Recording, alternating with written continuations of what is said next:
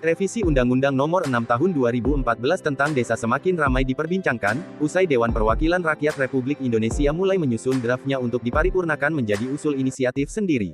Revisi UU Desa yang masih berupa draft, diketuk palu di Badan Legislasi pada Senin tanggal 3 Juli tahun 2023 setelah melalui serangkaian rapat penyusunan di tingkat Panitia Kerja Panja. Ada 5 poin penting perubahan Undang-Undang Desa dibanding Undang-Undang Desa yang berlaku sekarang dan saat ini menjadi pembahasan di DPR RI, mulai dari masa jabatan hingga tunjangan kepala desa. Adapun 5 poin penting Undang-Undang Desa jika dibandingkan dengan Undang-Undang Desa yang masih berlaku saat ini, yakni: pertama, terkait penambahan hak Kades di pasal 26 ayat 3, huruf C.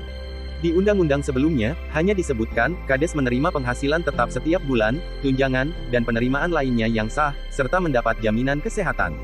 Sementara itu, dalam draft rancangan Undang-Undang Desa terbaru diganti menjadi, Kades menerima penghasilan tetap setiap bulan, tunjangan, dan penerimaan lainnya yang sah, mendapat jaminan sosial di bidang kesehatan dan ketenagakerjaan, dan mendapatkan tunjangan purna tugas 1 kali di akhir masa jabatan. Perubahan signifikan dalam hak Kades yaitu mendapatkan uang pensiun usai dirinya selesai menjabat.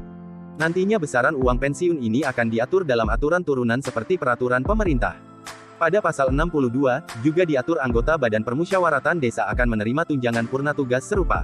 Kedua, terkait masa jabatan Kades yang diatur di pasal 39.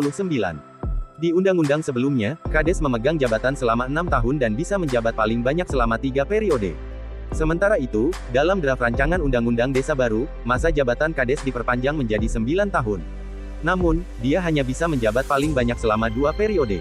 Ketiga, keterwakilan perempuan di Badan Permusyawaratan Desa. Di undang-undang sebelumnya, tidak ada diatur keterwakilan perempuan dalam BPD.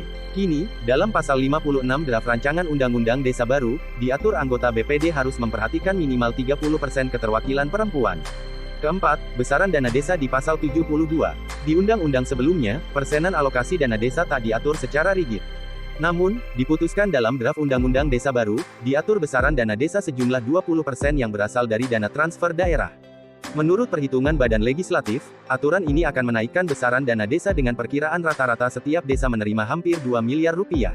Kelima, terkait kerjasama badan usaha milik desa disingkat BUMDes. Di undang-undang sebelumnya, tak diatur mengenai kerjasama BUMDes. Namun, dalam draft rancangan Undang-Undang Desa baru, ditambahkan pasal sisipan di antara pasal 87 dan pasal 88, yakni pasal 87A yang berisi, BUMDes yang dikelola secara profesional dengan bekerja sama dengan badan usaha milik negara, badan usaha milik daerah, badan usaha milik swasta, dan atau koperasi untuk membentuk kemitraan yang saling menguntungkan antar pelaku ekonomi dan saling menguatkan untuk mewujudkan demokrasi ekonomi efisiensi nasional yang berdaya saing tinggi.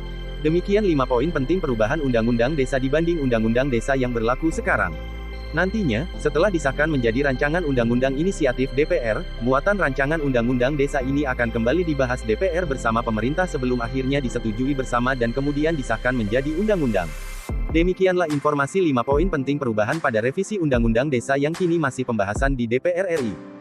Jika video ini menyajikan informasi yang bermanfaat, maka mohon bantuannya untuk dapat pilih tombol subscribe, like dan jangan lupa share ke sahabat desa lainnya. Silakan aktifkan notifikasi tanda loncengnya supaya tidak ketinggalan informasi lainnya. Salam Info Desa.